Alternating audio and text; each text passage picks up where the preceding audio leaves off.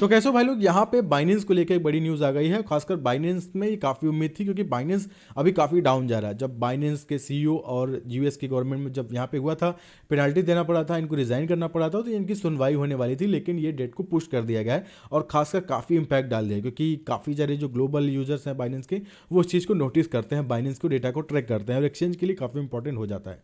तो ये सारी बुरी न्यूज़ आई है और थोड़ा सा इंपैक्ट देखने को मिला है। प्लस जो बाइनेंस है वो रिटर्न चाहता है इंडिया में, वो चाहता है रिटर्न हो, लेकिन जो पीएमएलए है सबको पता है कि इसके अंडर यहाँ पे रजिस्ट्रेशन करवाना है, ये प्रॉब्लम हो रही है और यही प्रॉब्लम हो रही है, यही जो मेन मुद्दा है यही यहाँ पे बाइनेंस का पड़ा हुआ है। गले की हड्डी जो होती वो चीज़ है।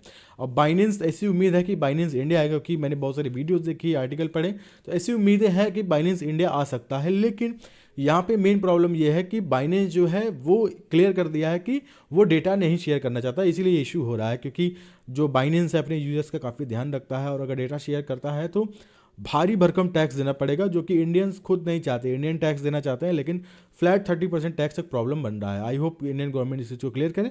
लेकिन मैक्सिमम जो बाइनेंस के यूजर्स हैं वो बाइबिट पे शिफ्ट हो गए हैं क्योंकि बैन से तो डर लगता है, क्योंकि बैन के बाद इलीगल चीज़ें हो जाती है। आई होप जब ये चीज़ें क्लियर हो और जो बाइनेंस को लगे कि जो यूजर्स हैं वो दूसरे एक्सचेंज पे जा रहे हैं, तो बाइनेंस इंडिया लॉन्च हो हो सकता है कि जब वो इसके अंतर्गत आएगा पीएमएलए के अंदर, तो वो टैक्स वहाँ पे भी कटेगा, मतलब डेटा जाएगा तो आपके साल के आखिरी में टैक्स देना पड़ेगा क्योंकि गवर्नमेंट के पास डेटा होगा कि आपने इन एक्सचेंज पे ट्रेडिंग की है, हमारे पास डेटा है, आप फ्लैट 30% टैक्स दीजिए और आपका जो 1% टीडीएस कटा एक्सचेंज पे हम उसको लौटा देंगे। तो ये सारी चीज़ें हैं। आई होप अगर ये चीज़ क्लियर होता, अगर आज सीजे बाइनेंस होते तो जो सारी चीज़ें हैं काफ़ी फास्ट होती।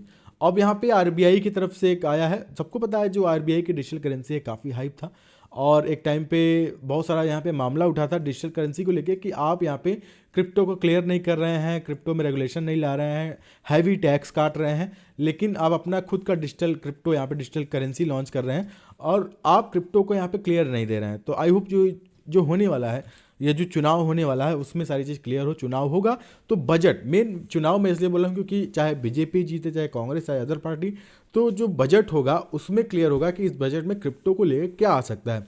एक चीज़ मैं बोलना चाहूँगा कि आप यहाँ पे कमेंट जरूर कीजिएगा कि आप क्या चाहते हैं, बीजेपी जीते कि कांग्रेस जीते। मैं ये देखना चाहता हूँ जो क्रिप्टो के होल्डर्स हैं वो किस गवर्नमेंट को जिताना चाहते हैं। आई होप कि अगर बीजेपी जीतती है तो मैं चाहता हूँ कि एक नया फाइनेंस मिनिस्टर कोई आया और वो सारी चीज़ें क्लियर करें। तो डिजिटल करेंसी को बूस्ट करना चाहती है, सिंपली ये अपडेट है कि वो बूस्ट करना चाहती है ऑफलाइन। तो डिजिटल करेंसी फिलहाल काफ़ी हाइप था लेकिन अभी थोड़ा सा ठंडा पड़ गया है, तो वो तरीका है, गवर्नमेंट बूस्ट करना चाहती है आरबीआई। अब यहाँ पे मेन हमारा बाइनेंस का था, बाइनेंस आना चाहती है लेकिन जो प्रॉब्लम है वो इंडियन गवर्नमेंट साइड से ही है और इंडियन गवर्नमेंट चाहती है कि नहीं भाई तुम डेटा शेयर करो तभी हम आपको आगे आने देंगे। तो ये बाइनेंस का मेन अपडेट था। चलिए हम जाते हैं मेन टॉपिक पे जिसके ऊपर मैं आपको बताने वाला हूँ। तो चलिए बात करते हैं cloudbtc.io के बारे में। डिजिटल फाइनेंस के बस्टिंग वर्ल्ड में cloud BTC crypto currency mining के नॉर्म्स को चैलेंजिंग के गेम चेंजर के रूप में यहाँ पे उभर रहा है और काफ़ी पॉपुलर भी हो रहा है। अगर बात करते हैं दुनिया भर के जो वर्ल्ड के यूजर्स हैं अपने टोकन को स्टेक पे लगाने की सिंपलिसिटी एंड एफिशिएंसी से इंटाइस होकर क्लाउड बीटीसी की ओर ड्रॉन होते हैं। इस इनिशिएटिव मॉडल में अगर बात करते हैं, एवरी स्टेक एक डिजिटल फीफेक्स के फॉर्म में वर्क करता है जिससे अधिक जो बात करें जो ज़्यादा टोकन है वो हमें मिलता है। ये प्रोसेस प्री सेल फेज के टाइम में भी सीमलेस, इको फ्रेंडली और रिवॉर्डिंग होने वाला है और है ये भी, आप जाके यहाँ पे खुद चेक कर सकते हैं। प्री सेल के बाद जो मार्केट में टोटल सप्लाई है वो 43% होगी अगर 40 to 50% लोग इसे स्टेक पे लगाते हैं और जो रिमेनिंग सप्लाई है वो 15 to 20% होगी।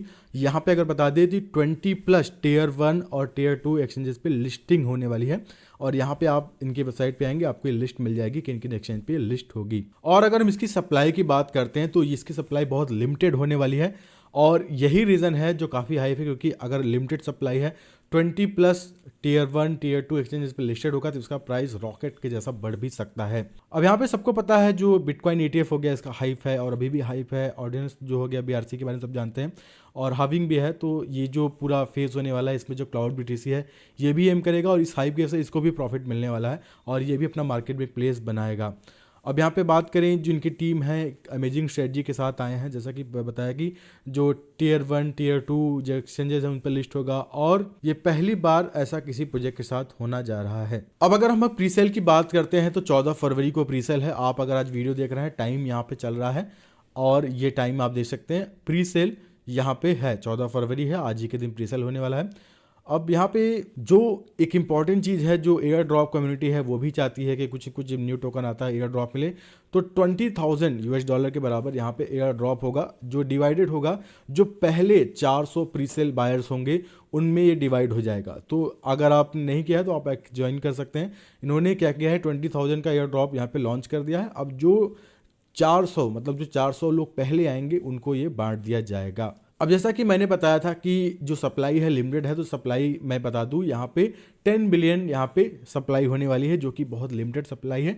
और इतने कम सप्लाई के साथ आ रहे हैं और इतने बड़े एक्सचेंज पे लिस्ट हो रहे हैं, तो जाहिर सी बात है इनका कुछ बड़ा प्लान होगा। तो आप अगर हम बात करते हैं 20+ एक्सचेंजेस पे लिस्ट होगा। अगर हम प्राइस की बात करते हैं, स्टेज 1 में जो प्राइस होगा वो 0.008 होने वाला है, जो कि बहुत सस्ता है।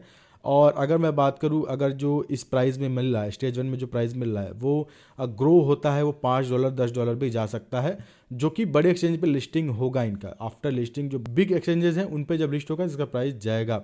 तो ये जो प्राइस स्टेज 1 का आप देख रहे हैं वो फिर आपको दोबारा देखने को नहीं मिल सकता है। अब यहाँ पे कोई वेस्टिंग नहीं है, आप डायरेक्ट बाय कर सकते हैं। आप अगर वॉलेट है, वॉलेट यूज़ करते हैं मेटामास्क, वहाँ पे बाय कर सकते हैं, या फिर इंस्टेंटली आप यहाँ पे जो ट्रस्ट वॉलेट है उसमें आप ऐड कर सकते हैं इस प्री सेल के टाइम में। हर एक प्री सेल पूरा होने पे जहाँ पे जो एक एक्सचेंज है यहाँ पे अनाउंसमेंट होगा कि इस एक्सचेंज पे लिस्ट होगा। तो जितने भी प्री सेल पूरा होते रहेंगे एक एक एक्सचेंज पे लिस्ट होता रहेगा। 10+ एक्सचेंज लिस्टिंग जो है अनाउंसमेंट हो चुकी है, जो प्री सेल के टाइम पे 10+ एक्सचेंज पे लिस्टिंग अनाउंसमेंट हो चुकी है। 20+ टोटल टायर 1 और 2 एक्सचेंज लिस्टिंग होगा। और यहाँ पे आप लिस्ट आप इनकी वेबसाइट पे आके चेक कर पाएंगे। मैं क्या करूँगा, लिंक दे दूंगा, जो भी इनकी कम्युनिटी ज्वाइन करना है, वेबसाइट चेक करना है, आप कर पाएंगे। अगर फ्यूचर की बात करते हैं, जो CBTC है, क्लाउड BTC है, वो अलग अलग पेयर्स में अवेलेबल होगा। पेयर्स की बात करते हैं जैसे हम USDT के थ्रू ट्रेड करते हैं, बिटकॉइन के थ्रू ट्रेड करते हैं, इथेरियम के थ्रू ट्रेड करते हैं, जो अलग अलग पेयर्स होगा उनमें भी अवेलेबल ये होगा। अब यहाँ बता दूं लिस्टिंग से पहले 3 ऑडिट, जिसमें कॉइनस्लट, सर्टिक एंड जो थर्ड होगा वो कम्युनिटी चॉइस से होने वाला है। और अगर बाइंग की बात करते हैं तो मिनिमम आप कोई भी अमाउंट में बाय कर सकते हैं। हाँ, मैक्स का लिमिट है 10 ETH, 10 इथेरियम से ज़्यादा आप बाइंग नहीं कर सकते। हार्ड कैप की अगर बात करते हैं तो 5.2 मिलियन इसका हार्ड कैप है। अब यहाँ पे बाइंग की बात करें कैसे बाय कर सकते हैं, तो cloudbtc.io पे आपको आना है। मैं लिंक डिस्क्रिप्शन में दे दूंगा, सारा लिंक आपको मेरे डिस्क्रिप्शन में मिल जाएगा। आपको क्या करना है, यहाँ पे सिंपल कनेक्ट नाउ पे क्लिक करना है, अपना वॉलेट कनेक्ट कर सकते हैं। और जो भी नेटवर्क है इथेरियम, उसके through USDT, ERC20 and BNB, जो भी आप चाहते हैं उसके थ्रू आप बाइंग कर सकते हैं। ठीक है, आराम से आप सारा कुछ प्रोसेस इनकी वेबसाइट पे है, यहाँ पे आना है, कनेक्ट करना है, आप बाय कर सकते हैं। कोई भी वेस्टिंग नहीं है, डायरेक्ट आप बाय कर सकते हैं। ट्रस्ट वॉलेट यूज़ करते हैं, मेटामास्क यूज़ करते हैं, यहाँ पे आप स्टेक कर सकते हैं और इस प्री सेल में भी बाय कर सकते हैं। ठीक है, और जैसा कि सबको पता है लिस्टिंग है, 20+ एक्सचेंज पे लिस्टिंग है, आप इनकी वेबसाइट पे आके चेक कर सकते हैं और अपने साइट से भी रिसर्च कर सकते हैं। आई होप आपको क्लाउड BTC के बारे में जो सारी चीज़ें हैं क्लियर हो गई होंगी। छोटा मोटा है, मैं वापस से यहाँ पे रिवीजन कर दे रहा हूँ। कोई वेस्टिंग नहीं है, आप डायरेक्टली बाय कर सकते हैं। और यहाँ पे हर प्रीसेल स्टेज में एक एक्सचेंज पे लिस्टिंग इनकी होने वाली है। 10+ अनाउंसमेंट भी होगा। टोटल 20 एक्सचेंज लिस्टिंग है और 20K USDT का एयर ड्रॉप होने वाला है। फर्स्ट 400 जो बायर्स होंगे उनको मिलने वाला है। तो ये सारी चीज़ें थी क्लाउड BTC के बारे में, और जो मार्केट का अपडेट था वो मैंने आपको बता दिया। और कुछ अगर नया होगा तो मैं बताऊंगा। तो फिलहाल आज की इस वीडियो में इतना ही है। आई होप ये वीडियो आपको पसंद आई होगी। तो नई वीडियो में किसी अच्छे टॉपिक के साथ, तब तक के लिए धन्यवाद।